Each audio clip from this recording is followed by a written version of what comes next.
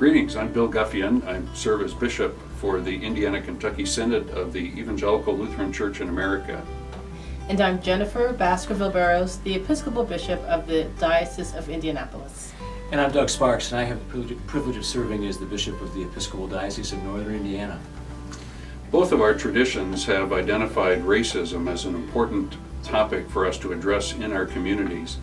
And that commitment goes as far back as 25 years ago for both of our traditions. For example, the ELCA adopted a social statement on race, ethnicity, and culture, in which it acknowledged that racism in all of its forms is a sin that must be repented of, confessed, and forgiven and transformed, and that Christ has come to break down the walls of hostility between us and has made us ambassadors of reconciliation.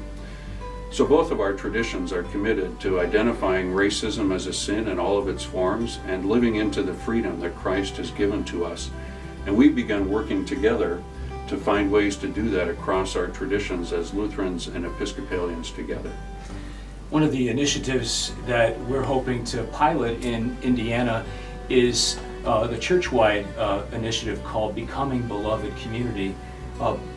That was a design introduced to us as members of the House of Bishops and now to the wider church in Advent of this past year. And the desire is to sort of look at how we might enter into conversations around the sin of racism, striving for racial justice and racial reconciliation. And the labyrinth is an image that's been used and adopted by the church, and there are 4 entryways for us to consider addressing that particular reality in our lives. The first is to begin telling the truth about racism in our own experience, in our communities, in our church communities. The second entryway is to begin proclaiming God's dream for us as brothers and sisters in Christ. The third entryway is to look for ways of practicing the way of Jesus, the way of Jesus' love and healing and forgiveness. And then the fourth entryway is that how do we seek ways to repair the breaches that have been caused through the sin of racism in our communities and our churches. And I'm really excited about the possibility of our congregations engaging in those conversations together.